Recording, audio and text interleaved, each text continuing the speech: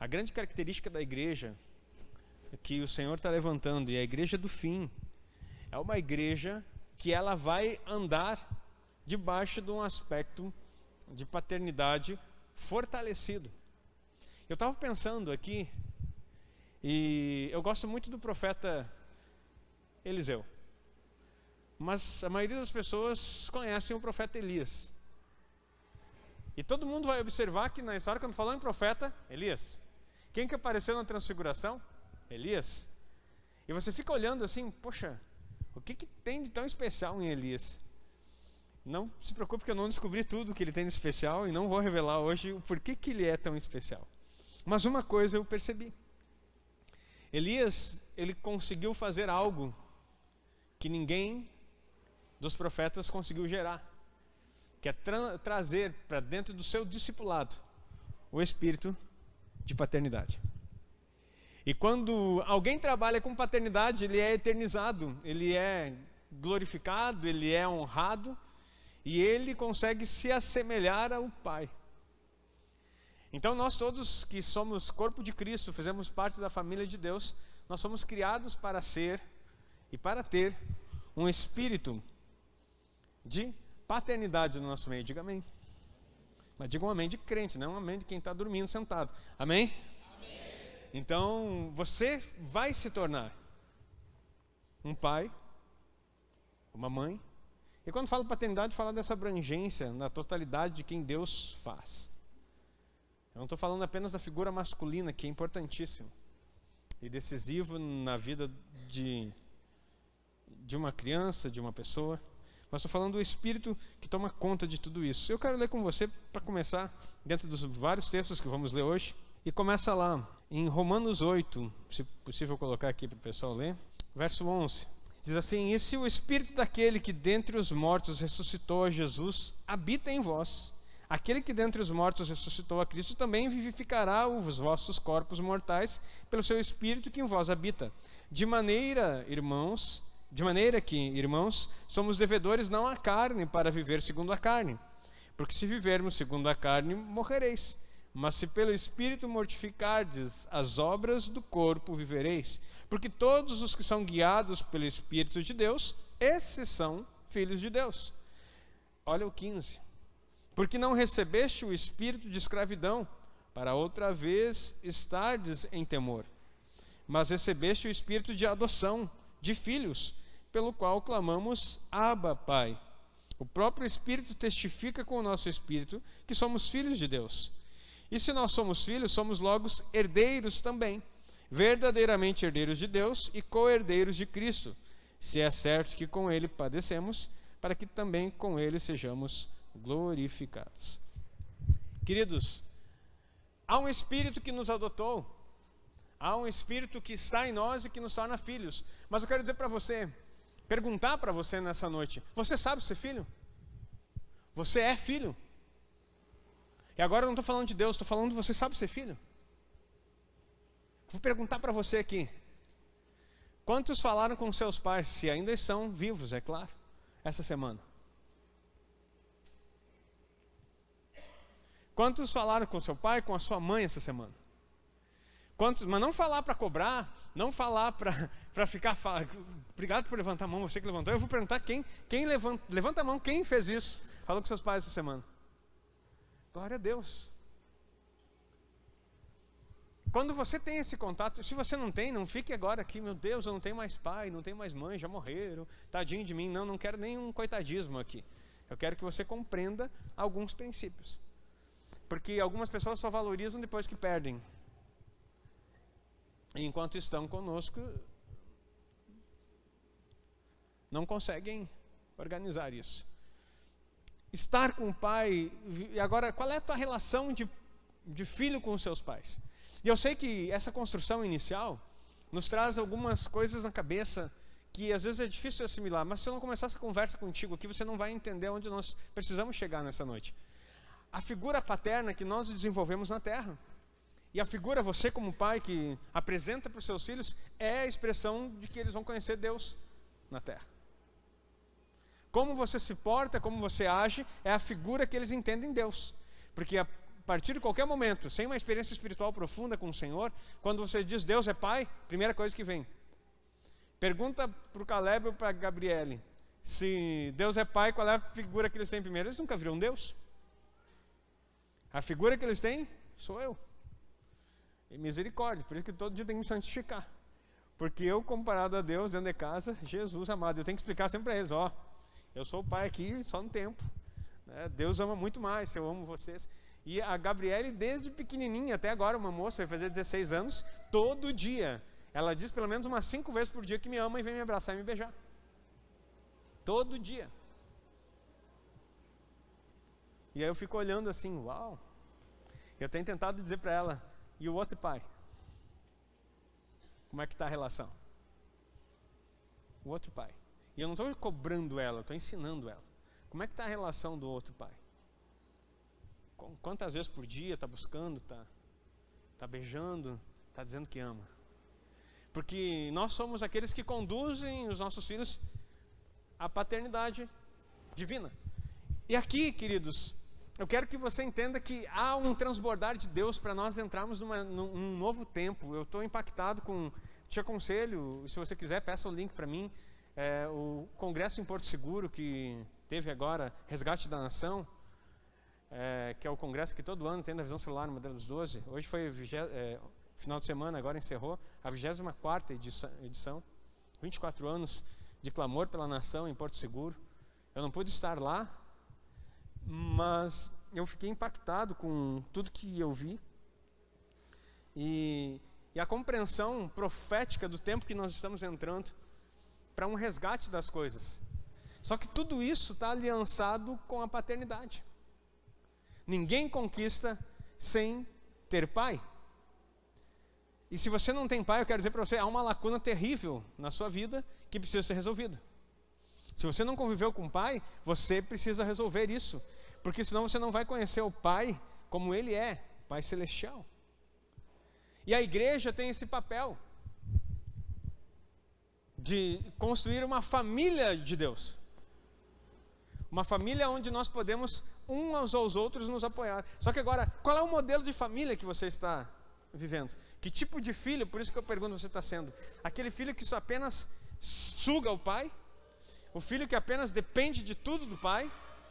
Ou o filho que honra o pai, que traz alegria para o pai? Eu fico pensando em Jesus ali no capítulo 3 do livro de Mateus. E eu sei que pai ama incondicionalmente. Mas se você tem um filho que só suga, só dá problema, só o tempo inteiro te dando dificuldade, tu pode até dar um sorriso nos lábios e dizer assim, eu amo esse meu filho e eu sei que você ama. Mas agora eu vou perguntar, ele traz alegria?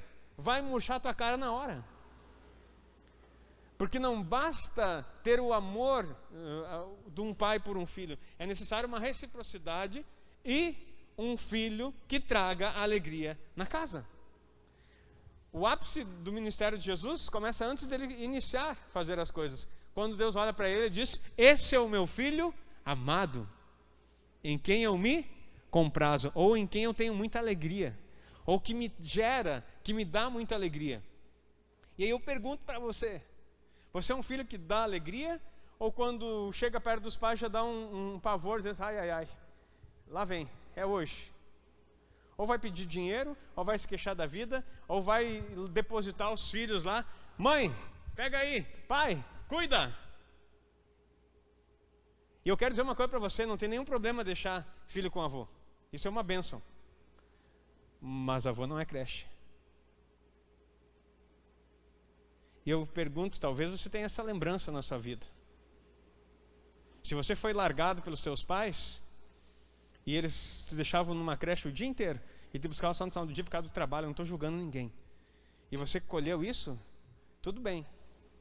Talvez os seus pais estão, vamos dizer assim, colhendo o que plantaram. Agora, se os teus pais estavam com você o tempo inteiro, levando você para tudo que é lugar, e agora os filhos viraram depósito, os pais viraram depósito de netos, tem problema aí. Quem tem filho, eu morava no lado da casa da minha mãe e do meu pai, em Santo Ângelo, no lado. Minha mãe até dizia, filho, tem que botar um portãozinho aqui. E eu disse, sim, negativo, mãe. Portãozinho na frente, aqui, sai de lá e dá a volta aqui. Isso que eu amo meus pais. Mas imagina eu botar um portãozinho no meu pátio pro dela. Acabou a privacidade. Porque eu amo minha mãe, mas ela já cumpriu o papel dela. Quando, para mim me sentir o homem da casa, com 22 anos eu saí de casa. Casei. E eu saí da casa e fui pro lado. Se eu não botasse um limite, deixasse sem porteira, eu ia me achar na casa da mãe. E não ia construir minha família e não ia edificar minha esposa. E os meus filhos seriam uma expansão da criação da minha mãe. E eu vou dizer uma coisa para você. O pior é que tem vô que adora isso. Até cansar. Aí quando cansa, aí o que acontece? Dá até conflito familiar. Estou falando por experiência, queridos. Eu não sou um idoso, né? Não tenho uma vida tão longa, mas sou pastor há 15 anos. E já vi várias, bem compridas e várias, famílias dando problema no futuro, por causa dessa falta de filiação e de compreender a paternidade. Então minha mãe, lá no lado, recebemos a Gabriele, né? A primeira bebê. 7 dias essa guria chorou. 7 dias eu não dormi. A Aline fez cesárea. E eu não sabia mais o que fazer, porque não veio um manualzinho escrito. Ainda bem que lá quando uma tia, e não falando mal, com muita gratidão, uma tia foi ajudar a mudar a Gabriele a primeira vez, mas ela ficou tão nervosa, porque fazia tempo que ela não trocava, que o bebê sabe como é que é, né? Faz aquele cocôzinho assim, espirrando para tudo que é lado, e ela ficou nervosa, ela gastou um pacote de fralda tentando organizar, enrolando, até que Deus disse, meu Deus do céu, não pode ser uma ciência tão difícil. Depois que eu vi que ela mexia, levantava e tirava um, e ela espirrava, de novo, espirrava tudo assim, meu Deus, recém-nascido. Não, se não quebrou agora, deixa para mim. E a segunda muda da minha filha já fui eu. E depois banho também, o primeiro banho foi minha sogra, por honra, e depois os próximos banhos já comecei a dar também. E assim, participei desse processo porque não sabia se ia ter outro, teve o Caleb, tive a oportunidade de fazê-lo também, tem até foto registrando esses momentos, mas essa independência e essa ação nós precisamos ter. E aí, voltando de lá, essa menina chorou 7 dias com cólica, dia e noite, sem parar, e a minha mãe quase tendo um outro filho no lado de casa, dizendo assim, e o meu pai muito sábio, disse assim, essa guria não para de chorar, eu vou lá. E o pai disse, não, o Agnaldo te chamou, então você não vai. E eu vou dizer para vocês que ali pelo 4º dia eu estava quase jogando a toalha, né, para chamar a mãe, porque eu não aguentava mais. Eu digo que de passagem, passava a noite em claro, no outro dia tinha que trabalhar, né, queridos? Não estava de férias, não tinha licença paternidade. Então, ficava aquela vida. Quando chegou há um mistério no 7º dia que eu desconhecia. Quando chegou no 7º dia, eu disse assim, Deus, eu preciso que tu ache. Porque se eu não dormir, já vai fazer, está fechando o 7º dia, se eu não descansar, eu vou morrer. E eu não aguento mais o que fazer com essa, não sei mais o que fazer com essa guria. Dá um jeito, Deus. Está aqui, ó. Acabou. Se eu soubesse, tinha orado no primeiro. Se eu tivesse tido essa ideia, né? E pronto. É que eu queria descansar no 7º. Ali era um profético já. Mas assim, queridos, e essa foi a vida. Depois, cada um tem sua história, e a ideia não é ficar falando disso. Estou falando a respeito de saber que os pais estão no lado, mas não estão para fazer isso. Só que a cumplicidade e esse amor mútuo que há entre avós e pais a respeito dos netos e filhos, ele é sadio, desde que não ultrapasse os limites, né, do sentido de fazer parte, de gerar na vida dos seus filhos aquilo que é necessário como laço direto. Eu sou pai e não o vô. Eu sou mãe, não a avó. Então eu sustento, eu organizo isso. E os avós, eu sempre digo assim, os avós são aqueles que estragam. E essa é a função deles, o estrago entre aspas aqui.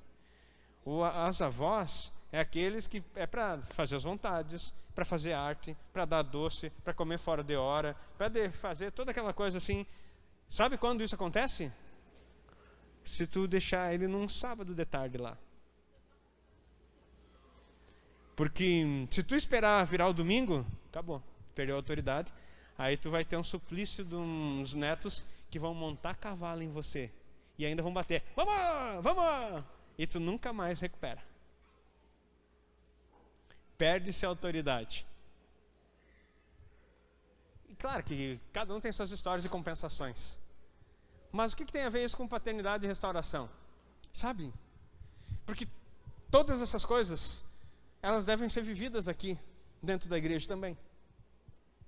Quem é filho? Que tipo de filho você é? Quem é seu pai? O detalhe é que nós estamos acostumados com uma identidade social que desenvolvemos pelas vivências que temos e queremos reproduzir aqui. E aí, se o pastor não for um vozão que você possa subir em cima e ainda bater e dizer, Ihu! O pastor não serve. Porque se perdeu a figura do pai. Aquele que é avô, e eu tenho uma curiosidade de que isso aconteça comigo um dia, não curiosidade porque eu não sei se vai acontecer, porque se Jesus voltar antes pode ser que não aconteça. Mas se acontecer vai ser uma bênção. Para saber o sentimento que um avô tem. Porque o meu pai e a minha mãe são bem diferentes com os meus filhos do que eram comigo. Eu não sei o que acontece ali. Há um mistério não revelado. Que tudo que eles diziam para mim, eles fazem totalmente o contrário para eles. E os meus sogros também. Não diziam para mim, mas a gente via na casa. Então há um mistério a ser revelado. Por isso que na questão paternidade bíblica, Deus não é avô. Diga amém. Ele é pai. Abba quer dizer pai. E aí, nessa forma de ser, ele traz para nós a proteção, a parte saudável e tudo mais. E também nos traz os limites necessários para que nós venhamos a desenvolver de forma saudável conforme a estatura de Cristo. E é nesses limites saudáveis que nós devemos nos pautar. E se você não consegue ver isso na sua vida, a grande conversa aqui é que você não consegue ver isso aqui na igreja. Eu olhando aqui hoje, eu vi a Gabi Sual, sim, tocando bateria. Eu disse assim, meu Deus, que alegria esse negócio. Talvez você não saiba, mas ela é uma das primeiras da geração. E a Amanda voltando a cantar. Ela está me devendo o violão, cadê a Amanda?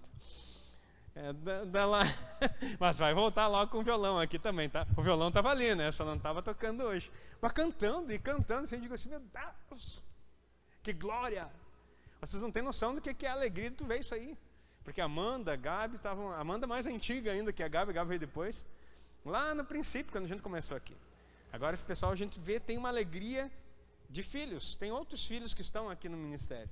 Ou sendo gerados. Outros já são meio netos, porque já estão meio sendo gerados pelo Lander. Então, já tem já tem os netos chegando aí. Então, a gente se alegra com isso. Mas, eu olhando assim, a disposição e as coisas, não só no louvor, na nossa vida. Você percebeu que isso faz parte de uma casa? Tem os pequenos chegando aí.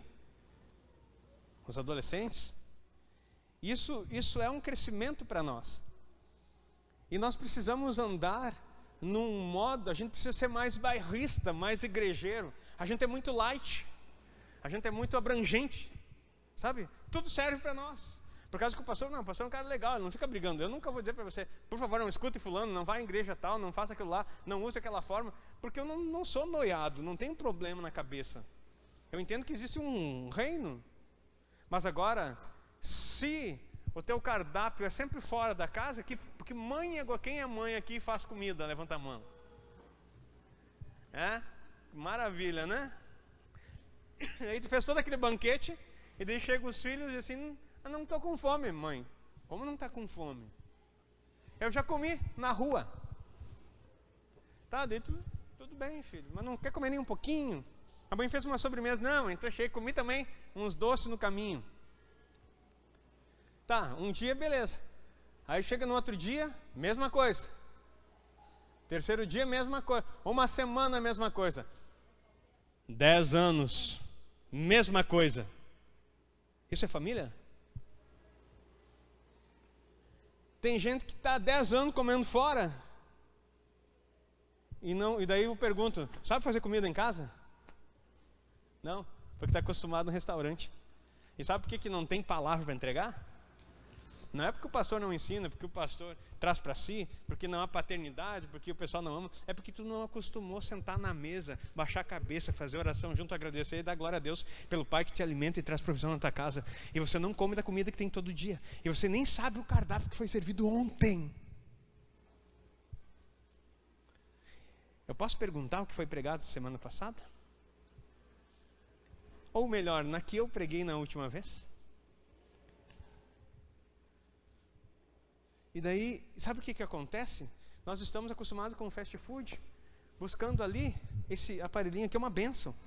Mas aqui eu pego a palavra que eu quero, com o tema que eu quiser, da forma que eu quiser ouvir. Tem pastor que vai pregar o que tu quiser, até o que não é bíblico, principalmente. E você pode achar que, olha que palavra, que unção. Mas agora eu pergunto para você, e a paternidade? E o cuidado? O estar junto? O juntar os cacos? Trazer a família?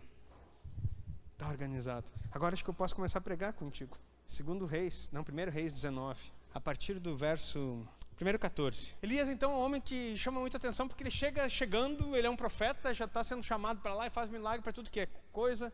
Um homem usado por Deus, de repente ele chega num momento que você conhece a história da vida dele. Se não conhece, você pode pesquisar, é um dos profetas mais conhecidos. Ele chega assim, e ele disse: eu tenho sido em extremo zeloso pelo Senhor Deus dos exércitos, porque os filhos de Israel deixaram a tua aliança, derrubaram os teus altares, mataram os teus profetas à espada, e só eu fiquei, e buscam a minha vida para me atirarem. Então ele está naquele momento que ele diz assim: olha, eu estou lascado aqui, só eu sobrei. E qual é que era o ministério de Elias? Um ministério solitário. Aí Deus tem que dar um trato com ele. Ele está na caverna aqui nesse momento, ele vai para o deserto, pede para morrer, ele é alimentado por um anjo. Você vai ver toda essa história antes. E daí ele chega nesse lugar, ele quer ouvir Deus. E daí passa vento, passa terremoto, passa fogo e nada fala com ele. De repente no silêncio Deus fala com ele. E de repente Deus começa a falar, e aqui é dada essa organização da vida dele. E ele estava todo estressado, porque ele andava sozinho, fazendo muita coisa. E de fato, ele desconhecia o que Deus tinha organizado para ele. E aí, acontece algo interessante aqui. O 15. E o Senhor lhe disse: vai e volta pelo teu caminho para o deserto de Damasco. E chegando lá, unge Azael, rei sobre a Síria. Também Jeú, filho de Ninsi, ungirás rei de Israel. E também Eliseu, filho de Sefate, de Abel-Meolá. Ungirás profeta em teu lugar. E pode deixar ali naquele. E há de ser que escapar da espada de Azazel, matá-lo a Jeú, e o que escapar da espada de Jeú, matá-lo a Eliseu. Também deixei ficar em Israel 7.000, todos os joelhos que não se dobraram a Baal, e toda a boca que não o beijou. Pronto, olha só. Aí Deus diz: tu não está sozinho, tem 7.000 igual você que eu estou guardando. E não sei se você já tinha percebido que dentro desses 7.000, um deles era o próprio Eliseu. E não foi Elias que achou Eliseu, Deus que mostra Eliseu para Elias. Tu vai a tal lugar, tu vai encontrar um jovem chamado Eliseu. Queridos, há algo muito, muito lindo aqui que começa a ser organizado. Vai lá para Malaquias 4:5. Malaquias 4:5, coloca para nós aí. Depois a gente volta para esse. Quem está mexendo aí na Bíblia, fica ligado.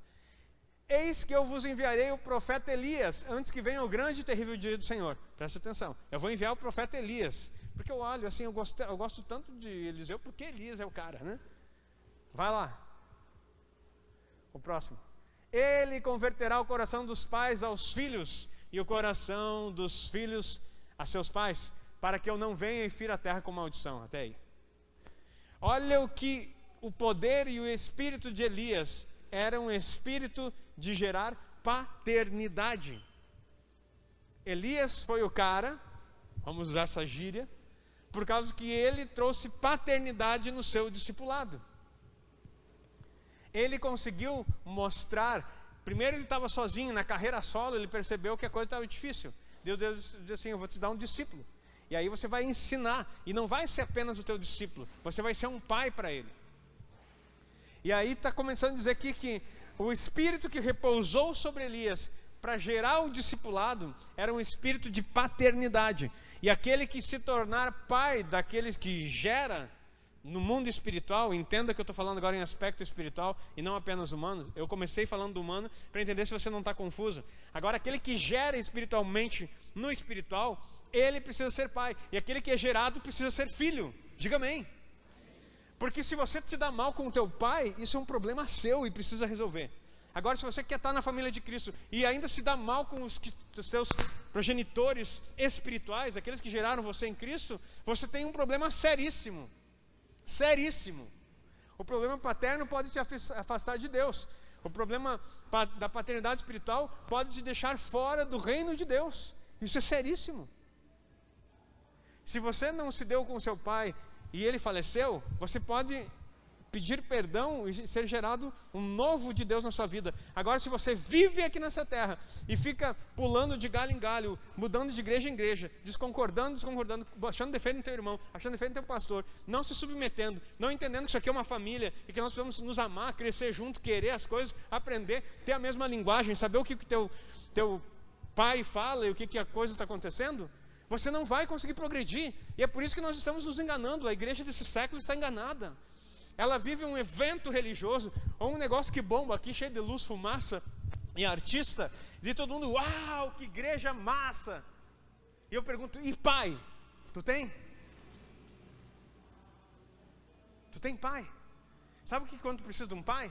Na hora que está tudo lascado, e que não tem mais jeito nenhum, tu pensa que tu vai morrer, daí tu olha para o lado e não vê nada, porque tu olha para a igreja e tu vê só irmão. Aí... E o meu pai, terreno, não pode resolver algumas coisas que são de cunho espiritual. E aí eu vou olhar para quem? Quem que vai olhar para mim e vai dizer assim, ei, quem vai pôr a mão na minha cabeça? Quem que vai me abençoar? Para onde eu vou agora? Então nós precisamos entender que Deus coloca sacerdotes, que Deus coloca... Eu não estou puxando o braço para o meu assado, querido, só que agora, me desculpe, eu vou falar o discurso que Paulo fala. Você não tem dívida comigo, a não ser a tua própria vida. Só isso. É simples assim. Se você conheceu o Evangelho pela minha pregação, você não me deve muita coisa, apenas a sua própria vida. Mas você é livre em Cristo. Porque eu não sou manipulador, não sou dominador daqueles que me são confiados. Agora, pelo contrário, eu sei que da tua vida eu prestarei conta como pastor, como pai espiritual nesse território. E aqueles que foram gerados debaixo do meu cajado, podem até ter saído por aí achando que são donos de si, pais de si mesmo, mas continuam sendo filhos. No dia que forem apresentados diante de Deus, o nome que vai ecoar, se continuarem em Cristo, vai ser o meu como pai. E eles vão ter que dizer, mesmo que não queira, assim como vão confessar o nome de Jesus como Senhor, eles vão ser o galardão daqueles que o gerou. Deus não é injusto. Todo aquele que você gerou faz parte do teu galardão, diga amém. Por isso que é uma família. Um filho, ele pode se perder total, mas ele nunca vai deixar de ser filho. Às vezes eu gosto de ver aquelas reportagens onde as mães vão visitar os filhos na prisão. E me corta o coração, porque a maioria daquelas irmãs que vão lá são evangélicas. Irmãs do coque, né? E os filhos perdidos nas drogas que estão na prisão. E elas continuam lá orando, visitando, levando coisas assim. Mulheres de Deus. Eu não sei qual é o mistério disso também, mas uma coisa eu sei. Toda semente, toda lágrima de uma mãe por um filho não fica esquecido diante de Deus. E gera no mundo espiritual coisas poderosas. Agora nós precisamos compreender em que parte, como nós somos sendo filhos. Olha só, Lucas 1:17, tem um outro texto poderoso também. Irá adiante dele, no espírito e poder de Elias, para converter os corações dos pais aos filhos. Olha aí, de novo o espírito de Elias falando em pais aos filhos. Primeiro dos filhos aos pais, agora dos pais aos filhos. O coração dos pais vai se converter aos filhos. E os rebeldes à prudência dos justos, todo aquele que é rebelado à prudência do justo, com o fim de preparar ao Senhor um povo bem disposto. Está falando da vinda do Senhor Jesus. O espírito de Elias, que vai vir nesse último tempo, no sentido profético, de paternidade sobre as pessoas, ele vai gerar pessoas que querem fazer parte de uma família.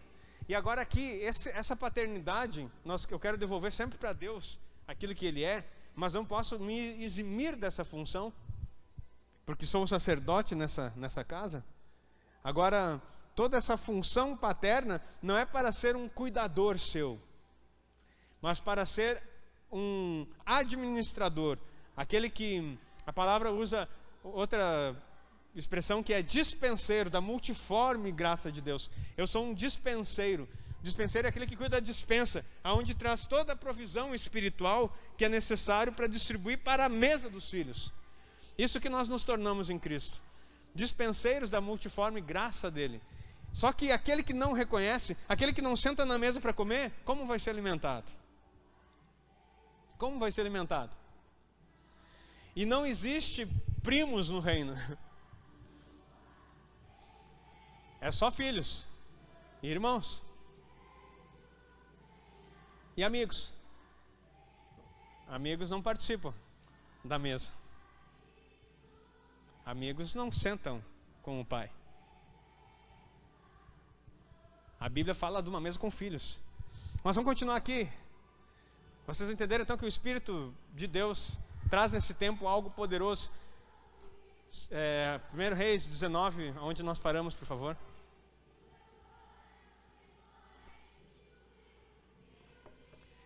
Verso 19. Partiu, pois, Elias dali e achou a Eliseu, filho de Zefate, que andava lavrando com 12 juntas de bois adiante dele, e ele estava com a 12ª.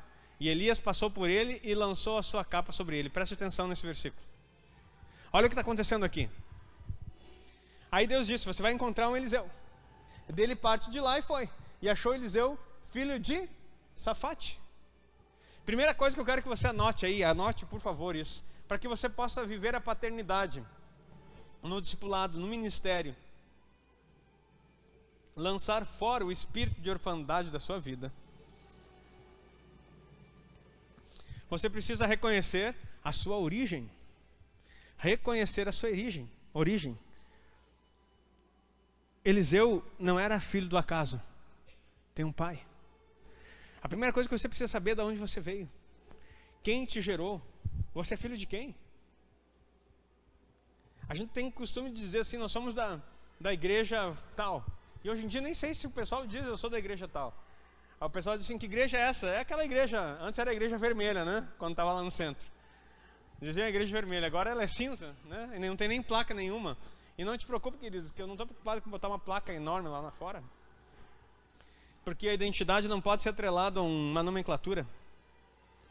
Porque a nossa identidade está atrelada àquilo que nós somos e carregamos, e não à placa que nós penduramos lá fora.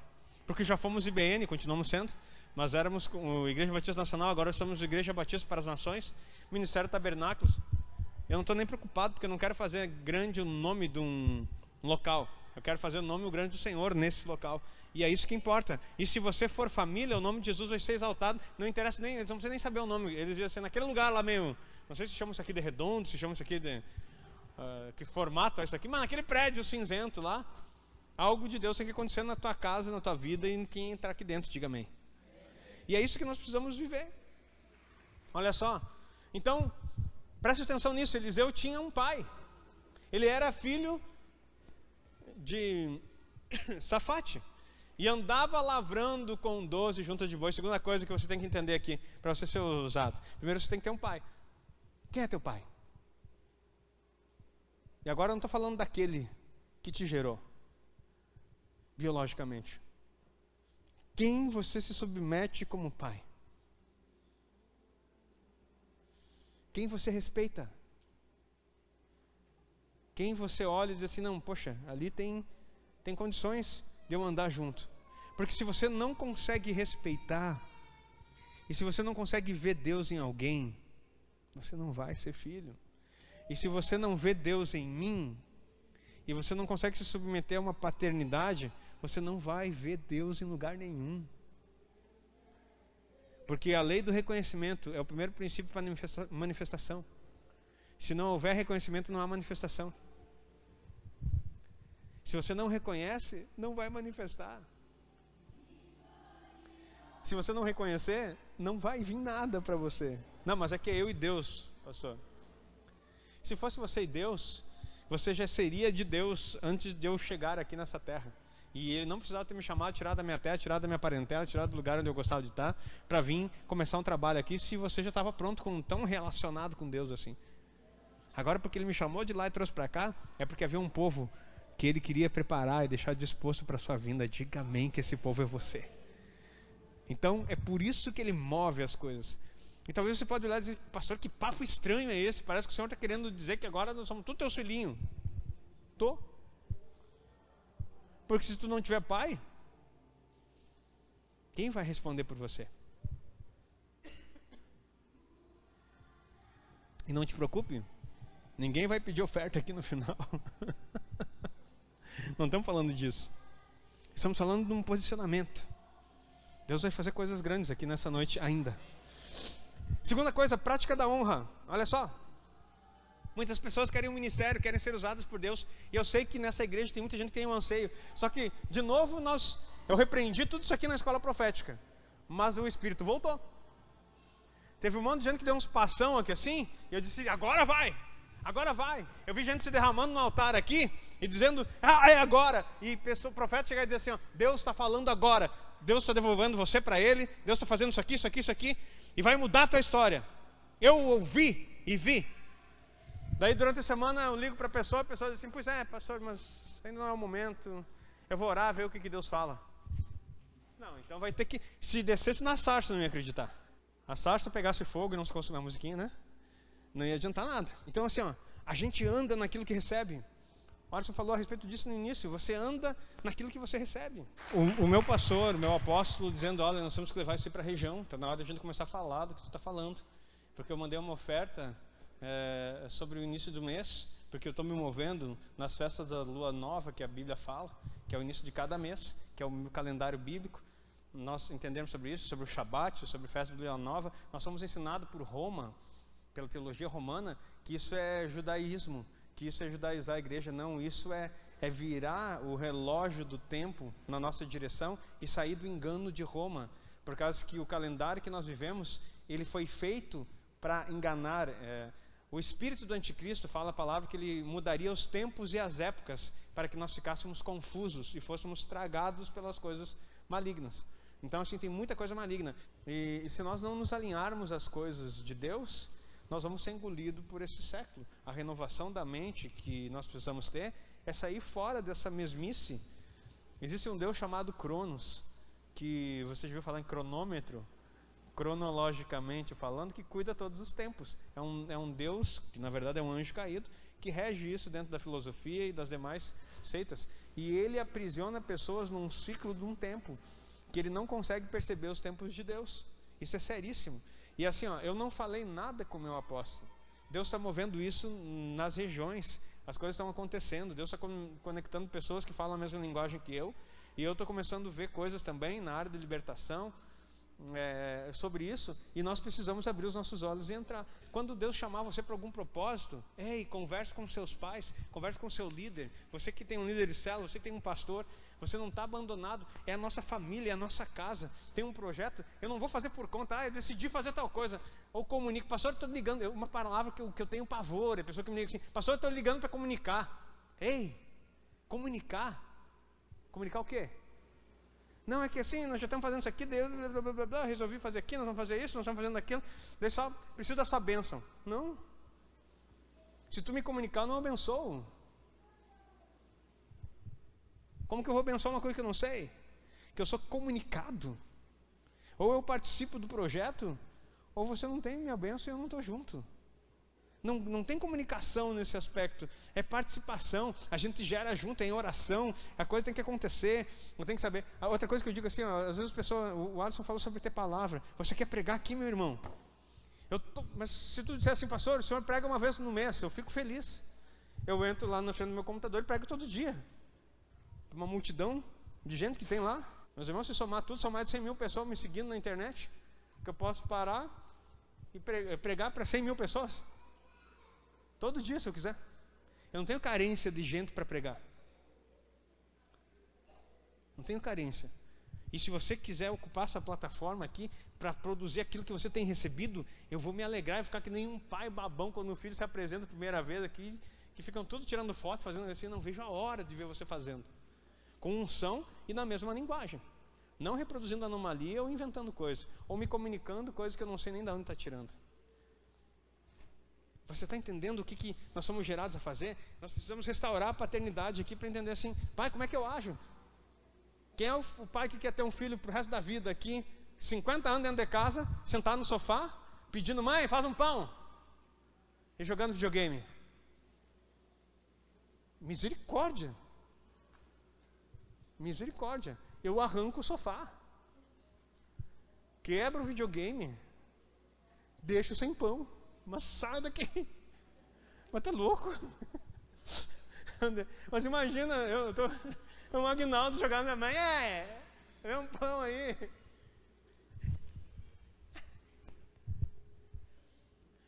Eu tô brincando, mas tá assim, ó. Tá assim de gente acima de 30 anos que está jogando no sofá, jogando videogame e pedindo para a mãe trazer pão ou comida no sofá. Ou pior, casaram e quem faz é a mulher. Mãe, traz essa comida aí, traz um lanchinho para nós. E a mulher trabalha, se arrebenta trabalhando e o bonito fica em casa, jogando videogame. É o cuido da casa. Honra. Prática da honra.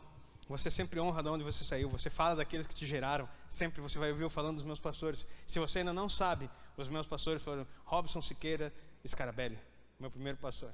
Meu segundo pastor, Jorge Luiz Ramos do Amaral. Pronto. Se você não sabia. Meu terceiro pastor, Silvio César Fernando Viana. Meu quarto pastor, Jair da Costa Passos. Daí teve o pastor Israel, que eu não decorei todo o nome, que foi no meu momento de transição. Foi meu pastor, mas ele estava na igreja enquanto eu estava em Juí. Mas foi meu pastor. Mas não chegou assim a ter essa intimidade de pastorear. E depois o pastor Darley Negreiros, que foi meu último pastor, antes de sair para cá, e o meu atual pastor, Enéas Martins Souza.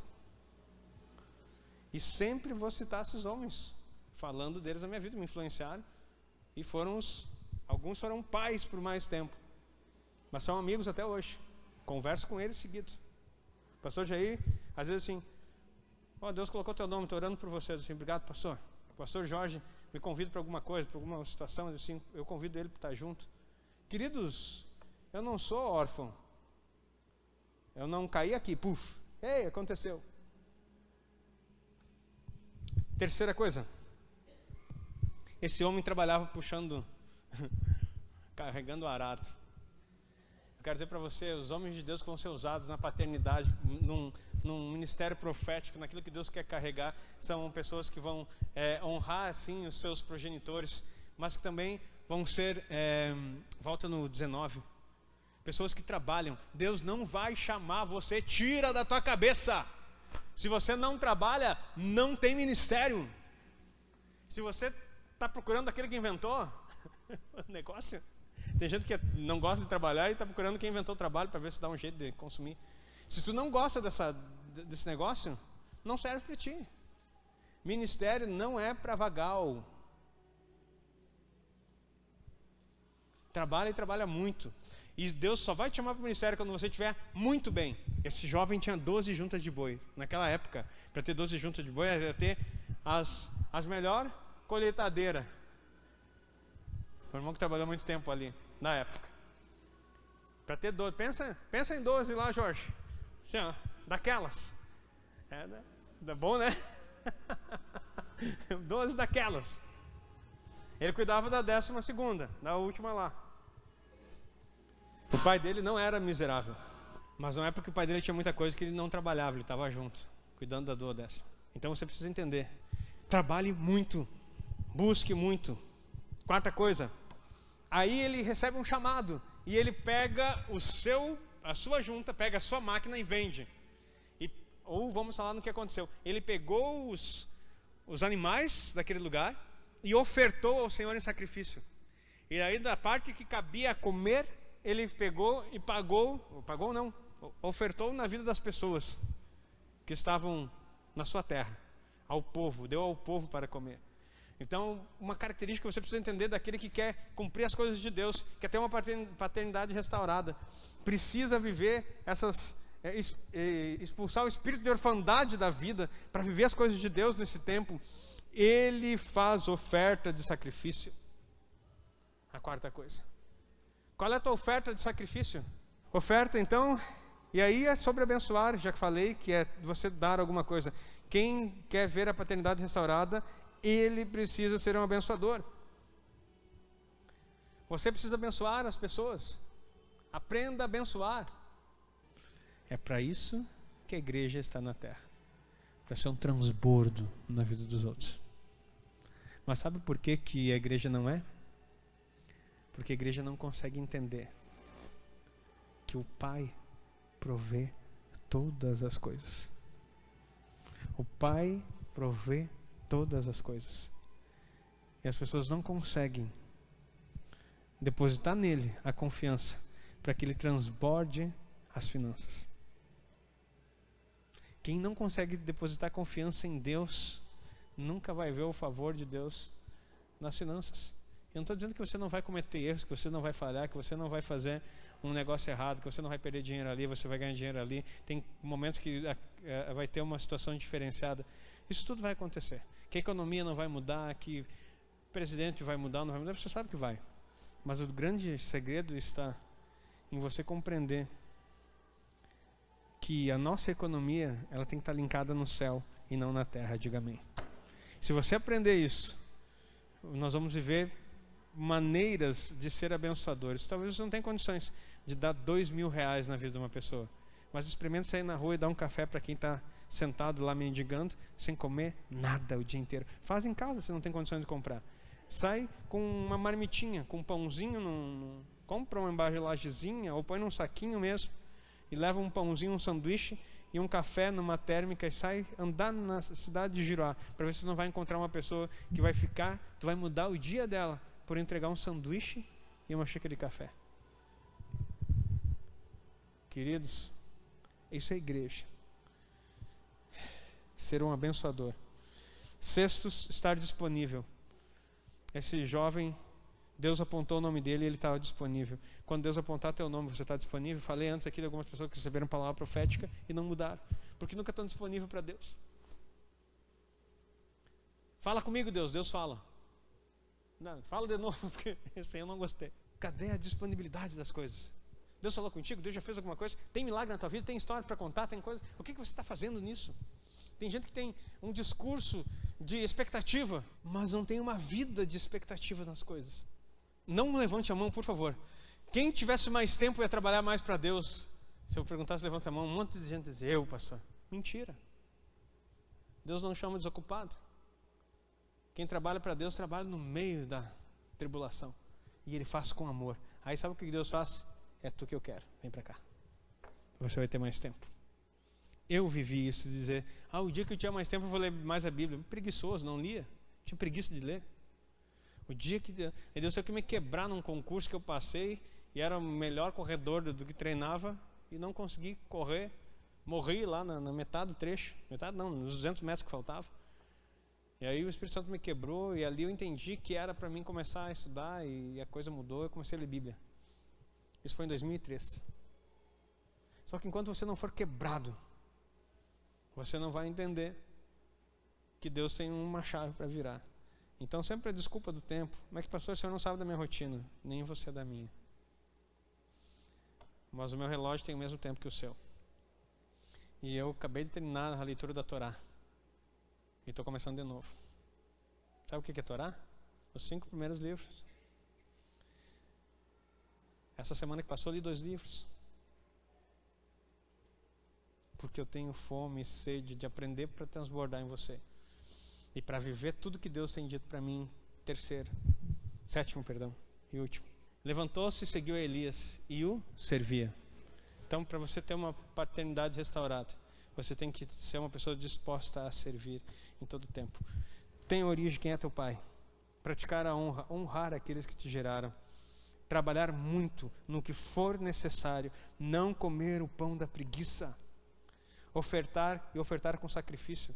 Abençoar as outras pessoas. Transbordar na vida dos outros. Estar disponível no tempo que for necessário. E servir.